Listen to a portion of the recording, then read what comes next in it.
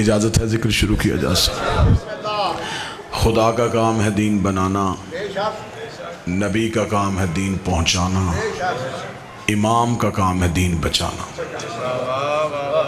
अल्लाह बनाता है, नबी पहुँचाता है, इमाम बचाता है। इसमें मुश्किल तरीन काम है बचाने वाला। किसी चीज़ की हिफाजत बिल्कुल ऐसे ही करना कि जैसे वो थी वैसे रहे, इसे कहते हैं इमाम का काम। अल्लाह ने दीन बचाने की जिम्मेदारी इमाम को दी है। शिया सुन्नी मुश्तरका बंदे तशरीफ़ फरमाए, बड़ी सादा सादा आसान आसान बातें जो हर जहन तक जा सके। अल्लाह ने दीन बचाने की जिम्मेदारी जब इमाम को दी है तो अल्लाह इमाम भी खुद बनाता है। जो दीन बनाता है वही इमाम बनाता है। ये हो ही नहीं सकता कि दीन अल्लाह बनाए, इमाम बंदे बनाए। बंदों का बनाया अल्लाह के बनाए की हिफाजत नहीं कर सकता। अल्लाह का बनाया अल्लाह के बनाए की हिफाजत करेगा। काम है उम्मत का इमाम को मानना, बनाना नहीं। कोई एक भी सुन्नी बैठा है तो मैं मिंबर पे मजलिस की आगाज़ कर चुका हूँ, इब्तदा हो चुकी है। 14 की इज़्ज़त की कसम खा के मैं मिंबर आले मोहम्मद पे कह रहा हूँ कि मेरी कौम ने 12 बनाए नहीं माने।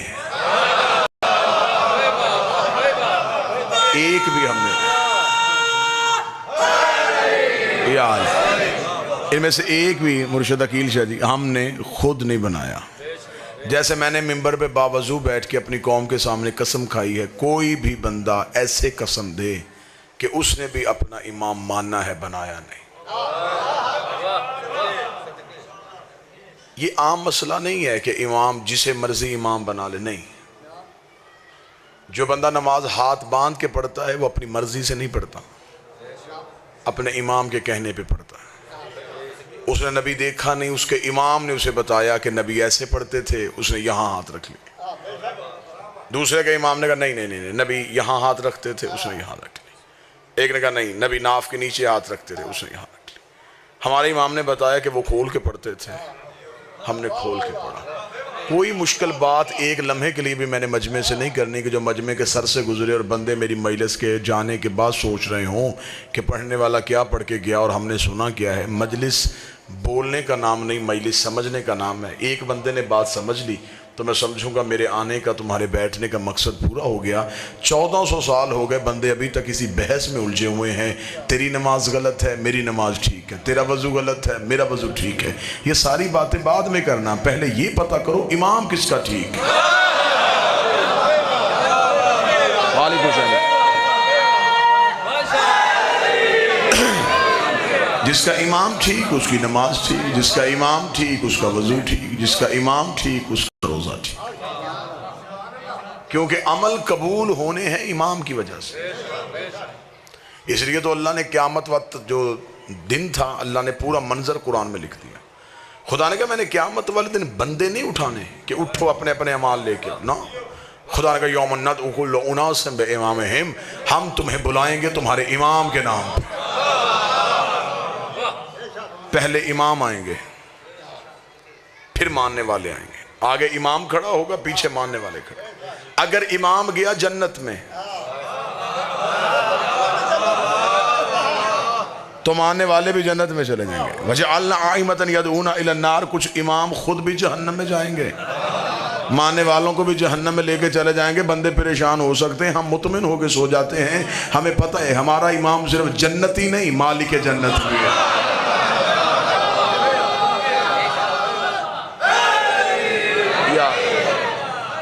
जन्नत मिलनी है इमाम की वजह से,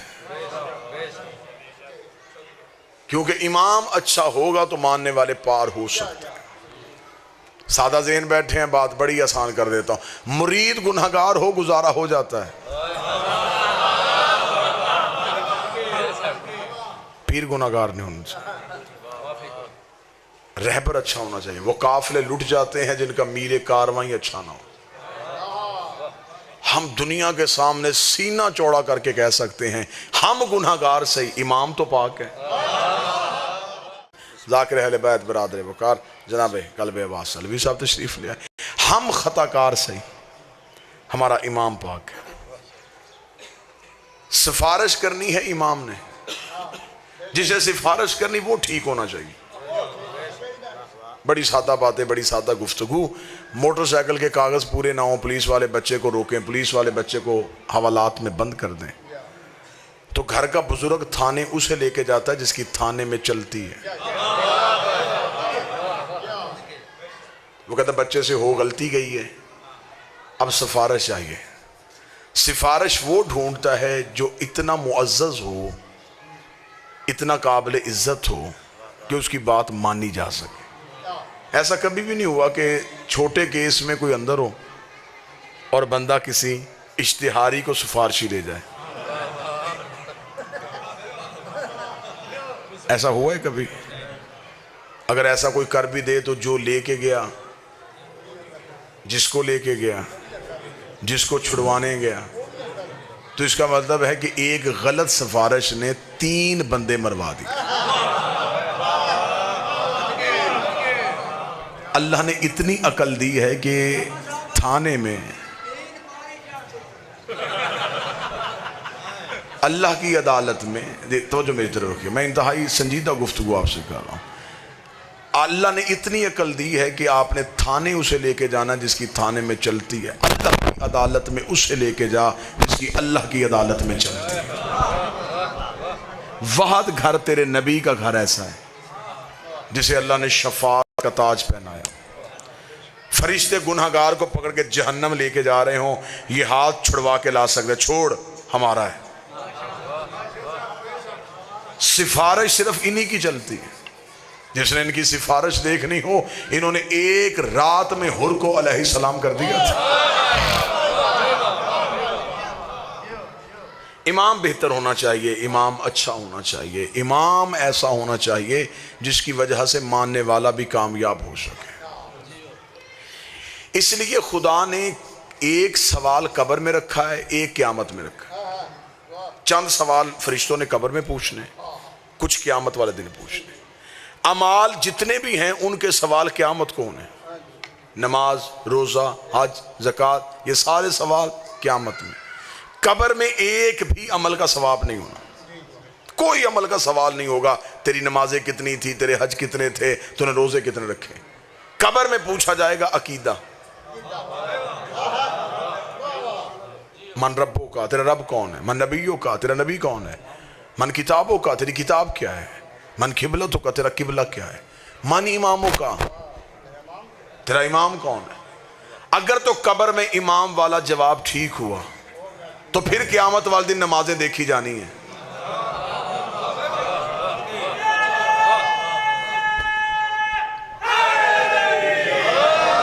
तो अगर कब्र में इमाम वाला जवाब ही गलत हो गया तो फरिश्तों को पता चल जाएगा कि जिसका इमाम ही ठीक नहीं,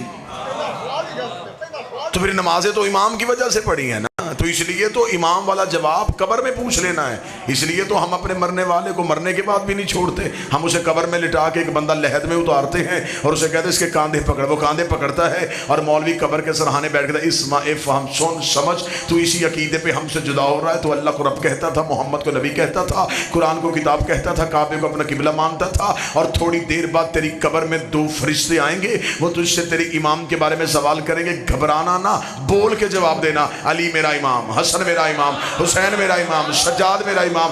उस मौलवी का गिरेबान पकड़ के पूछना, जिंदगी में एक ही गवाही नहीं देने दे रहा था, कब्र में 12-12 की क्यों दलवा रहा। जहन्नम में जाए, हो ही नहीं सकता। मैंने मिंबर पे दावा किया है, अली वलीउल्लाह पढ़ने वाला हर कोई जन्नत में जाएगा। और यही मिंबर पे अलमे अब्बास की इज्जत की कसम खा के दावा करने के लिए तैयार हो, बंदा दुश्मन हो अली की विलायत का, चला जन्नत में जाए, ये भी नहीं हो सकता।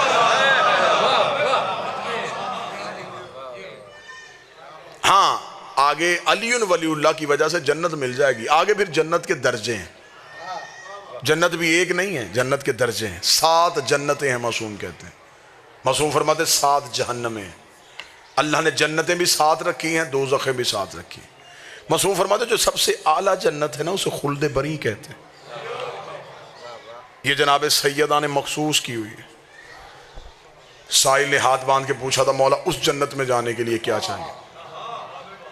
उस जन्नत में तो सिर्फ नबी और मुरसल जाएंगे, हम जैसा उस जन्नत में कहाँ जा सकते जो इतनी आला है। इमाम ने फरमाया नहीं, उस जन्नत में जाने के लिए एक ही शर्त है, हुसैन का आज़ादार हो। शबीर का आज़ादार है तो तू खुल्दे बरी में जाएगा।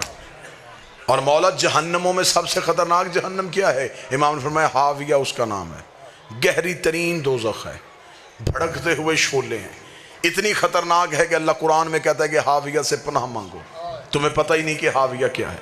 बंदे ने जाफर सादे से पूछा, मौला ये हाविया जहन्नम किन लोगों के लिए बनाई गई है, उनका गुनाह क्या है? फिर मैं एक ही गुनाह है, हमारे दादे अली की विलायत से दुश्मन है। सिर्फ अली वलीउल्लाह का दुश्मन जो है वो चला जाएगा हाविया में, और हुसैन का आज़ादार जाएगा खुल्दे भरी में। एक बंदे ने कूफे में आके मौला अली के कदमों में गिर के पूछा, उसने कहा, या अली यहाँ आपसे मोहब्बत है तो यहाँ आप हर मुश्किल में हमारी मदद करते हैं, जैसे यहाँ करते हैं वहाँ भी करेंगे? क़यामत वाले मैदान में हमारी मदद आप कर लेंगे? वहाँ तो कोई किसी को नहीं पहचानेगा। जो अली ने जवाब दिया, जवाब सुनना। अली मुस्कुरा के फरमाते, जहाँ अमाल तुलने हैं वहाँ अली तुम्हारा इंतज़ार करेगा। तुम मेरा इंतज़ार नहीं करोगे, तुम मेरा इंतज़ार नहीं करोगे, मैं तुम्हारा इंतज़ार करूँगा। उसने कहा, मौला अगर वहाँ तक पहुँच गए तो वहाँ इतना रश, नफ्सा नफसी का आलम, प्यास से ज़ुबान हलक से बाहर, औलाद बच्चों को नहीं पहचानेगी, बच्चे माँ बाप को नहीं पहचानेंगे, इतने नफ्सा नफसी के आलम में अगर हम वहाँ पहुँच भी गए तो या अली कोई निशानी बताइए, आप तख्त पे होंगे, आप ताज पहने होंगे, आप पर्दे के पीछे होंगे, आप दाएँ खड़े होंगे, आप बाएँ खड़े होंगे, कोई निशानी बताएँ जहाँ हम पहुँचें और वहाँ सामने आप बैठे हो। अली मुस्कुराए, मुस्कुरा के फरमाते हैं, ढूंढने की ज़रूरत ही नहीं पड़ेगी, अना साहिबुल मैज़ान, तराजू ही अली के हाथ में होगा, तोल ही अली रहा होगा। उसने कहा, या अली अगर आप तोल रहे होंगे तो अगर हमारे गुनाह ज़्यादा हो गए तो आप अदल देखेंगे या हमारी मोहब्बत देखेंगे? अली फरमाते, वहाँ तक पहुँचाना, रह गई तुम्हारे अमाल की कची कमी, उसे हम ऐसे पूरी कर देंगे जब फरिश्ते एक पलड़े में गुनाह रखेंगे, दूसरे में नेकियां रखेंगे। अगर गुनाहों का पलड़ा वजनी हो गया तो हम फरिश्तों से कह देंगे, एक पलड़े में इसके गुनाह रखो, दूसरे में हमारी विला रखो, एक में गुनाह रखो, दूसरे में विला रखो। फिर हम देखेंगे तुम्हें तुम्हारे गुनाह जहन्नम में लेके जाते हैं या हमारी विलायत तुम्हें जन्नत में लेके।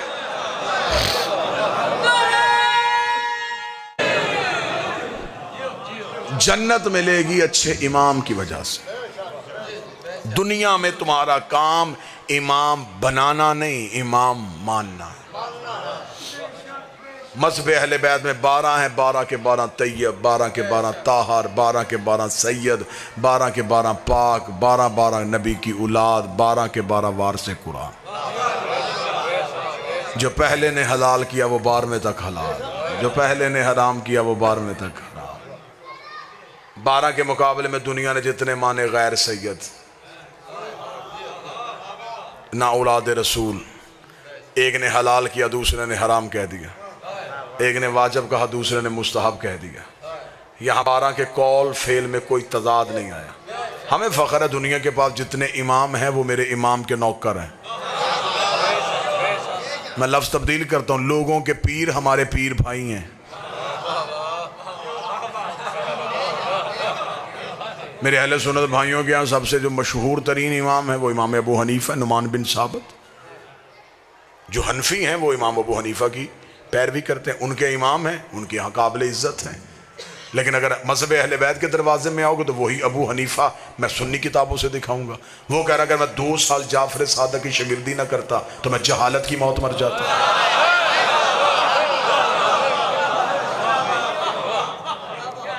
उधर इमाम है, इधर नौकर है। आओ दूसरे इमाम की तरफ चलते।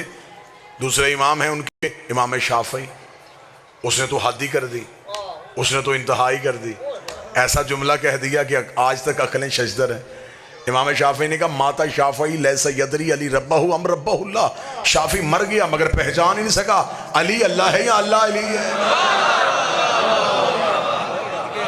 आए एक एक इमाम का नाम लेते आए, यूं अंबार लगाऊं मैं उन इमामों के। तीसरे इमाम है उनके अहमद बिन हम्बल उनका नाम है, उनके मानने वाले हम्बली कहलाते हैं। इमाम अहमद बिन हम्बल से उनके बेटे ने पूछा, बाबा मुझे रुतबों के एतबार से सहाबा के नाम लिखवा। उन्हें 3 सहाबा का नाम लिखवा के अली का छोड़ के बाकी नाम लिखवाने शुरू कर दिए। 13 नाम जब हो गए तो बेटे ने कागज कलम जमीन पे फेंक दिया। उसने कहा, बाबा मैं सोच रहा था कि आप अली का नाम अब लिखवाएंगे, अब लिखवाएंगे, अब लिखवाएंगे, अब लिखवाएंगे। बाबा इतनी दुश्मनी है आपके दिल में अली की, 13 नाम गुजर गए, आपने अभी तक अली का नाम ही लिखवाया। अहमद बिन हम्बल ने बेटे को झिड़क दे के कहा, शर्म कर, तू सहाबा का पूछ रहा है, अली सहाबी नहीं, अली मोहम्मद का भाई है।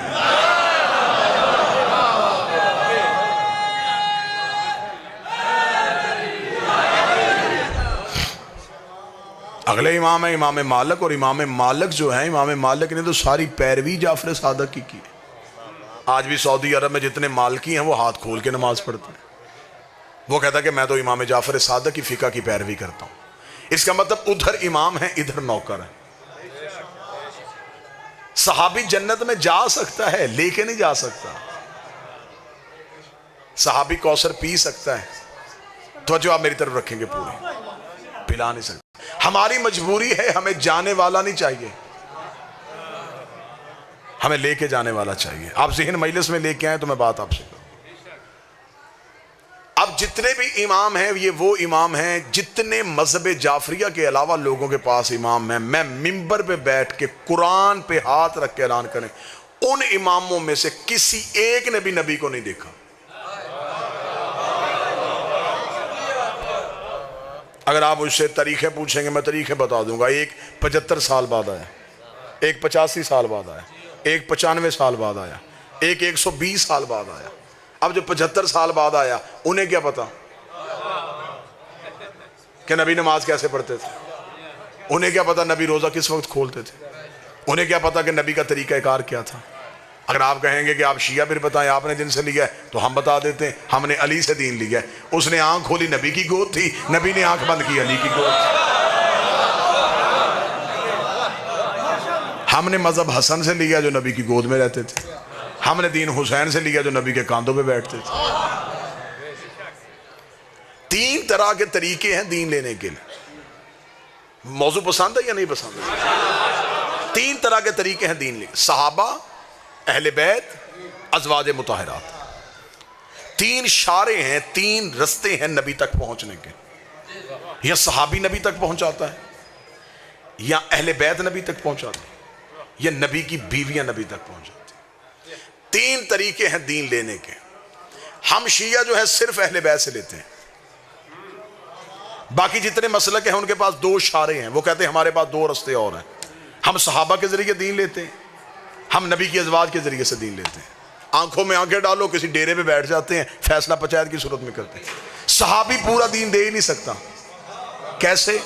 सहाबी वही बात बताएगा जो घर से बाहर हुई। दुआ फरमाएंगे सरकार। सहाबी आपको मस्जिद की बातें बता सकता है, सहाबी बाजार की बातें बता सकता है, सहाबी नबी की वो बातें बता सकता है जो नबी ने घर से बाहर की। घर के अंदर सहाबी जा नहीं सकता। कुरान की आयत पर्दा बन के खड़ी है कि मेरे मोहम्मद के घर में दाखिल ना होना। इसके मतलब सहाबी दरवाजे के बाहर है। अब वो दीन देंगे वो जो घर से बाहर है। वो आयत है जो घर के अंदर आई, वो कौन बताएगा? अगर आप दीन लेंगे नबी की ज़ौजा से, तो नबी की बीवियां वही दीन बताएंगे जो घर के अंदर था।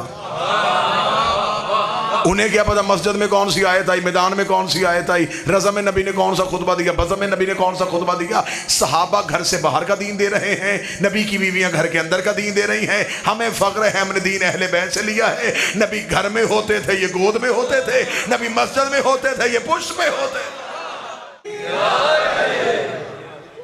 लिहाजा सहाबी और अहले बैत और। हमारे पास 12 इमाम, 12 के 12 औलाद रसूल। इमाम एक भी अच्छा हो ना तो वो उम्मत पार करवा देता है। हमारे पास 12 हैं। अगर कोई बंदा मुझे कहे कुरान से साबित कर, अभी कुरान मिंबर पे लिया, मैं भी साबित कर देता। चांदनी रात ही 2 इमाम घर से निकले, एक हक का एक बातिल का। हक का इमाम मूसा, बातिल का इमाम फ़िरौन। आगे मूसा, पीछे मूसा की कौम, पीछे फ़िरौन, पीछे फ़िरौन का लश्कर। कुरान कहता सामने आ गया दरियाए नील। अल्लाह ने ये बातें कुरान में वक़्त गुजारने के लिए नहीं की, किताब मोटी करने के लिए नहीं की, नसीहत के लिए की है। कि ये जो मौलवी कुरान को रट्टा लगा रहे हैं कुछ समझें भी। कुरान की एक भी आयत नहीं है कि मुझे रट्टा लगाओ। कुरान को समझना इबादत है। मूसा अपने बंदे बचा रहा था, फ़िरौन अपने बंदे लेके मूसा के पीछे जा रहा था, सामने आ गया दरिया। कुरान कहता है कि मूसा की कौम घबरा गई, वो डर गई। उन्होंने कहा आगे जाएंगे तो दरिया में गिर जाएंगे, पीछे जाएंगे तो फ़िरौन पकड़ लेगा। उन्होंने मूसा से कहा मूसा क्या करें। मूसा ने अल्लाह से पूछा क्या करें। कौम ने मूसा से पूछा क्या करें। कौम ने मूसा से पूछा क्या करें। मूसा ने अल्लाह से पूछा क्या करें। लफ्ज़ फिर दोहराने लगा, कौम ने मूसा से पूछा क्या करें। मूसा ने अल्लाह से पूछा क्या करें। खुदा ने का तरीका भी यही होता है, रैयत हुज्जत से मांगे, हुज्जत अल्लाह से मांगे, बंदे इमाम से मांगे, इमाम अल्लाह से मांगे। कौम ने सीधा या अल्लाह मदद नहीं कहा, डायरेक्ट या अल्लाह मदद नहीं कहा। कौम को पता था कि जब हुज्जत दरमियान में हो तो फिर डायरेक्ट अल्लाह से ताल्लुक़ नहीं बनाते, हुज्जत के ज़रिए अल्लाह को बुलाते हैं। कौम ने मूसा से कहा, मूसा बता के, तवज्जो मेरी तरफ करना, मूसा बता क्या करे। मूसा ने अल्लाह से पूछा, अल्लाह बता क्या करें। आवाज़ परवरदिगार आई, आवाज़ कुदरत आई। देखेंगे आप मेरी तरफ तो मैं जुमले पढ़ूंगा, वरना मैं यहीं पे 2 सतरे मुसाहिब की पढ़ के छोड़ दूंगा। कौम ने मूसा से पूछा बता क्या करें। मूसा ने अल्लाह से पूछा बता क्या करें। खुदा ने फ़ौरन कहा मूसा हमने तुझे असा मोजे पे दिया है, इस असा को दरिया पे मार। मूसा ने असा को दरिया पे मारा, लहरें फट गई, पानी ने रास्ता दे दिया, रास्ता बन गया। कबीले 12 थे, कौमें 12 थी। मूसा ने कहा मेरे मालिक रास्ता तूने एक बना दिया, कबीले मेरे पीछे 12 हैं। खुदा ने कहा मूसा परेशान ना हो, दोबारा असा दरिया पे मार। मूसा ने दोबारा असा दरिया पे मारा। कुरान कहता रास्ते बन गए 12, रास्ते बन गए 12, रास्ते बन गए 12। आप अगर इधर उधर देख चुके हैं तो हदायत के रास्ते होते ही 12 हैं, नजात के रास्ते होते ही 12 हैं। मूसा ने अपनी कौम पार करवा दी। मूसा कौम पार लेके चला गया। कुरान मेरे सर पे रख, अल्लाह ने एक मासूम को इतनी ताकत दी है कि वो 12 कौमें पार करवा देता है। 12 मासूमों में इतनी ताकत नहीं कि वो एक कौम को पार कर।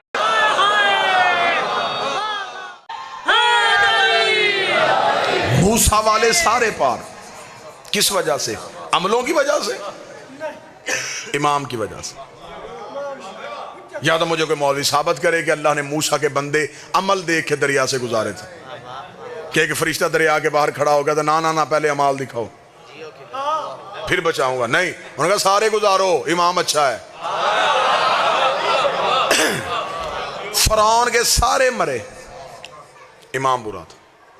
मूसा वाले बचे इमाम की वजह से, फ़िरौन वाले मरे इमाम की वजह से। जब हज़रत मूसा दरिया के दरमियान में पहुंच गए तो मूसा की कौम ने पीछे मुड़ के देखा कि फ़िरौन भी उसी रस्तों से आ रहा है।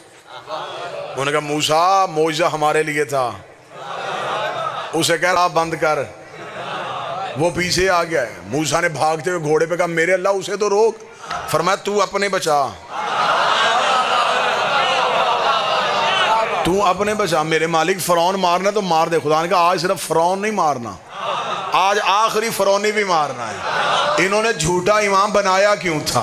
तू जरा अपने बचा, इसे जरा अंदर आने दे। कुरान कहता है कि मूसा का आखिरी दरिया से कदम निकाल रहा था, फ़िरौन का आखिरी दरिया पे कदम रख रहा था। खुदा कहता उस दिन मैंने मलकल मौत को ये नहीं कहा था इसे मार, इसे बचा, इसे जिंदा रख, इसे मुर्दा कर। खुदा कहता उस दिन फिर मेरी भी गैरत को जलाल आ गया था। मैंने नील की लहरों पे वही कर दी थी, मैंने पानी को हुक्म कर दिया था मूसा वालों को छेड़ना नहीं है, फ़िरौन वालों को छोड़ना नहीं है।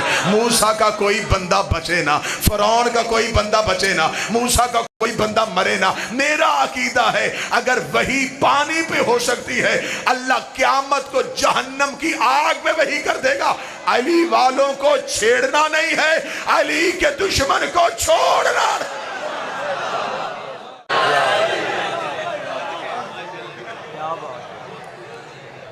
बड़ा बेचैन मलंग है। सैयदा कौनैन अपनी हिफ्ज़ व अमान में रखे, इमाम अच्छा होना चाहिए। हमें फ़ख्र है कि हमारा इमाम अच्छा है। सिर्फ अच्छा ही नहीं, मालिक है। सिर्फ मालिक ही नहीं, अल्लाह की कायनात का वारिस है। बंदे मस्जिदों में अल्लाह ढूंढ रहे हैं, बंदे खुद कुछ धमाके करके जन्नत ढूंढ रहे हैं। मौलवी ने तेरा दिमाग ख़राब कर दिया। 5 मरले प्लाट लेना हो तो पता करता है कि मालिक कौन है।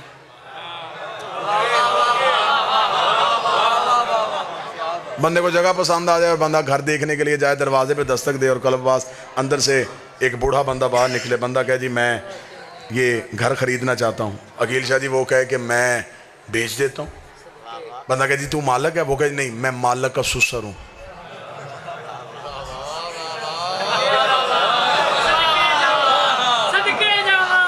पैसे दे दोगे, सौदा कर लोगे, आप कहेंगे जी आप काबिल एहतराम हैं लेकिन मालिक नहीं। आप वहीं से बाहर निकले, सामने से कुछ बंदे आ रहे थे, कहाँ से आ रहा भाई, मैं सौदा करने के लिए गया था, तो वो घर पे मालिक तो था नहीं, सुसर था, वो कह रहा था मुझे पैसे दे दे। मैंने कहा नहीं मैं तो मालिक को दूंगा, तुम्हें वापस आ। वो कहें जी हम बेच देते हैं। आप मालिक है? नहीं हम मालिक के यार हैं।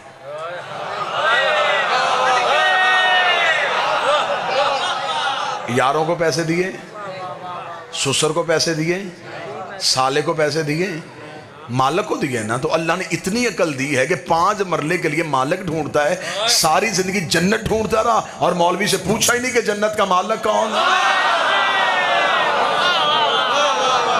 मालिक के पास जा।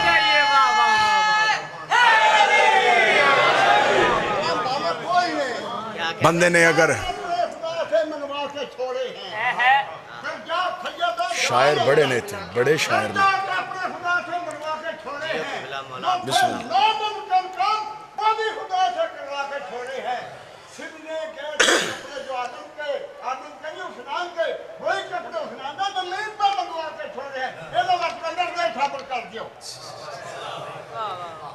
मतवजे हैं साहब। लिहाजा जन्नत है आले मोहम्मद की मलकियत में। आखिरी जुमला, मेरे बाद मेरे छोटे भाई हैं वो आपसे बेहतर खिताब फरमाएंगे। 5 मरले जगह के लिए बंदे कागज देखते हैं, जन्नत की मलकियत देखनी। आप कुरान में मैं तुझे रजिस्ट्री दिखाऊं, मैं कुरान में तुझे बैनामा दिखाऊं।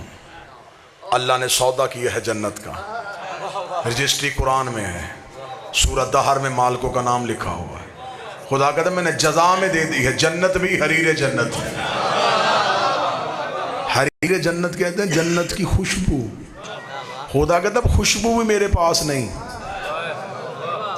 अब वो इन्हीं के पास है, मैंने दे दिया, इन्होंने खरीद लिया, इन्होंने कीमत ही मुझे इतनी दे दी थी। मैं हर नबी से कहता रहा खरीद लो खरीद लो खरीद लो, किसी नबी से कीमत दी नहीं की। इन्होंने इतनी कीमत दे दी है कि मैंने अता में नहीं दी, जजा में दे दी। अताएं वापस हो जाती हैं, जजाएं वापस। इन्होंने पूरी कीमत दे के मुझसे खरीद ली। खुदा कहता अब इनकी है, अब बेटे के हाथ बकवाएं या बहलोल के हाथ बिकवाएं, अब इनके बच्चे बेचें या इनके नौकर बेचें, अब इनकी है, इनकी मलकियत है, अब ये जिसे मर्जी बिकवा दे। हर नबी ने जन्नत की कीमत उम्मत से मांगी बड़ी। हर नबी ने अपनी उम्मत से कहा जन्नत दूं, उम्मत ने कहा दे। नबी ने कीमत मांगी, 50 नमाजें पढ़ो, 3 माह के रोजे रखो, मेरे साथ ये मिल के काम करो। उम्मत घबराती रही, लोग जन्नत से पीछे हटते गए। हर नबी ने जन्नत इतनी महंगी रखी, लोग देख देख के तरसते रहे। हुसैन के दरवाजे पे ही हुसैन ने इतनी सस्ती की, इतनी सस्ती की, जिसे बंदे सजदों में ढूंढ रहे थे हुसैन ने एक आंसू में रख दिया।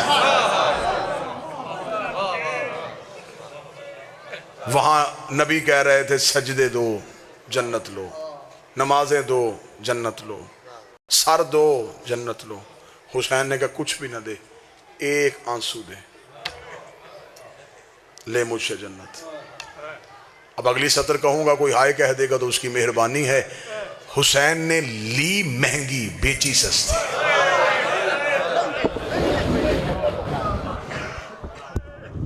महंगी बेची बड़ी सस्ती। तुम्हें एक आंसू में दे दी, हुसैन ने खुद एक आंसू में ली थी। अकबर जैसा बेटा, अब्बास जैसा भाई, ओना मोहम्मद जैसे भांजे, कासम जैसा भतीजा, ये सारी चीजें भी दे देता तो शायद जन्नत तुल जाती। हुसैन ने कीमत इतनी बढ़ाई कि बहन की चादर दे दी।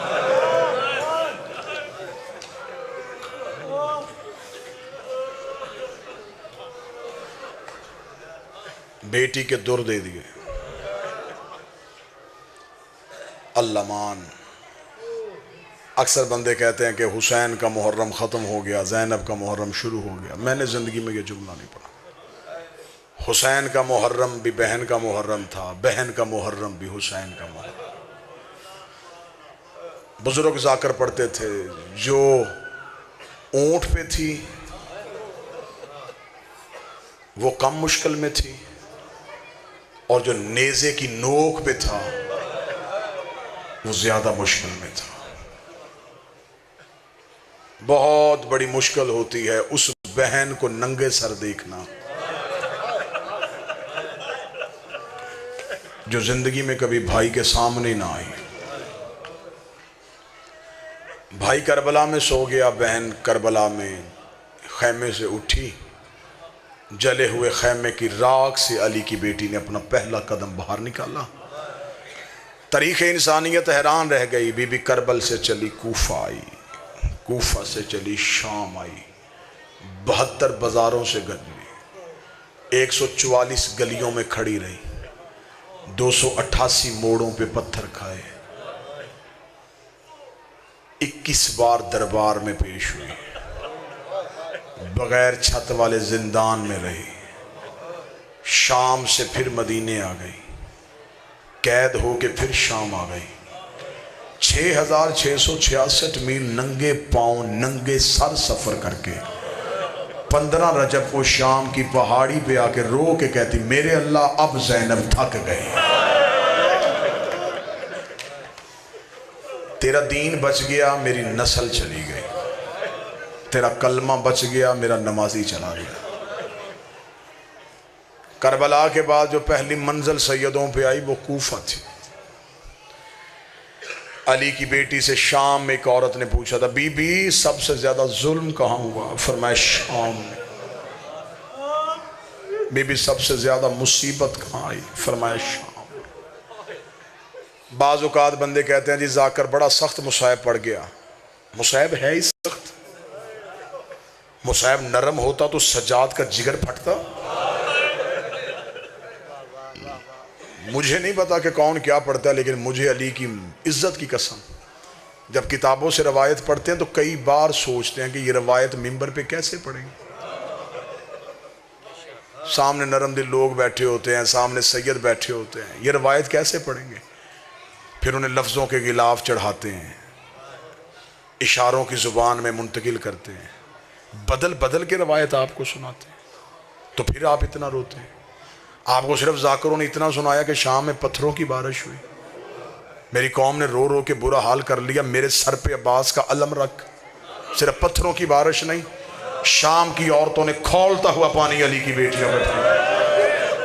जिसके हाथ में बर्तन था इसने बर्तन फेंक दिया, जिसके हाथ में गर्म पानी था इसने उबलता हुआ पानी फेंक दिया। खुद मौला सज्जाद कहते हैं जब बाजार शाम अबूर किया, दीवार के साथ लग के खड़ी हुई अली की बहुएं, सज्जाद कहता मैं पहचान ही नहीं सका इनमें अकबर की माँ कौन है, असगर की माँ कौन है, कासिम की।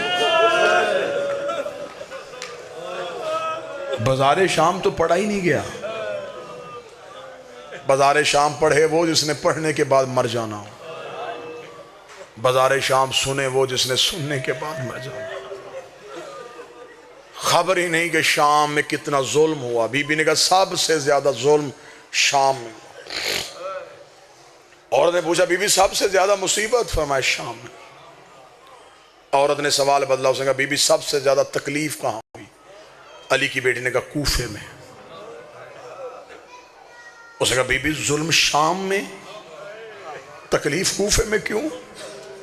सैयद बैठे हो तुम पे वाजिब है हाय करना, उम्मती हो तो सर झुका लेना, ना आंसू आ सके सर झुकाना बीबी की गुर्बत पे। बीबी रोकेगा दी सबसे ज्यादा तकलीफ कूफे में इसलिए हुई, शाम वालियों को नहीं पता था मैं कौन हूं। कूफे की हर औरत को पता था मैं अली की बेटी हूं। शाम की औरतों ने मुझे बागी की बहन समझ के मारा, कूफे की औरतों ने मुझे अली की बेटी समझ के मारा। कूफे में तो उन औरतों ने मुझे पत्थर मारे जो मुझसे कुरान पढ़ती रही। मुसीबत और मुश्किल कूफे में भी बड़ी आई। बीबी का ऊंट कूफे का सदर दरवाजे पे गया, पहला बाजार कूफे का आया, या अली की बेटी रोई, रो कदी सज्जाद जी अम्मा, जालिम से क्या मैं इस बाजार से नहीं गुजरूंगी। मौला सज्जाद की आवाज है, अम्मा क्या मजबूरी है। रो कदी सज्जाद कैसे गुजरूं, इस गली में हबीब का घर है, और दुआ किया करो किसी नौकर के घर के सामने से कोई सरदार उजड़ के ना गुजरे, इस गली में हबीब का घर है। अम्मा हबीब तो करबला में मारा गया, सजाद हबीब का बेटा मकान की छत पे खड़ा है, मैं उसके सामने बगैर चादर के गुजरूं। मौला सजाद ने जालिम से कहा, कमीना बाजार बदल। इसने कहा हमें रास्ता बदलने का हुक्म नहीं, हमने इसी बाजार से गुजरना है। अली की बेटी की रो के आवाज़, सजाद इससे क्या, अगर इसी बाजार से गुजरना है तो एक काम कर, मेरा ऊंट हबीब के मकान की छत के करीब कर। सजाद रो कहते, अम्मा पहले कह रही थी गुजरूंगी कैसे, अब मकान की छत के करीब क्यों जा रही है। रो कहती, आ तो गई हूँ, इसके बेटे को बाप का पुरसा तो दे लूँ। और बीबी तेरी गुर्बत के सदके तेरे 9 मारे गए, तुझे रोने कोई नहीं आया। तेरे घर से 72 जनाजे निकले, तुझे पुरसा देने कोई ना आया। रो के कहती, मेरा ऊँट कर हबीब के मकान की छत के करीब, मैं हबीब के बेटे को हबीब का पुरसा दूँ। बीबी का ऊँट मकान की छत के करीब है, ज़्यादा से ज़्यादा 1.5 मिनट सलाम।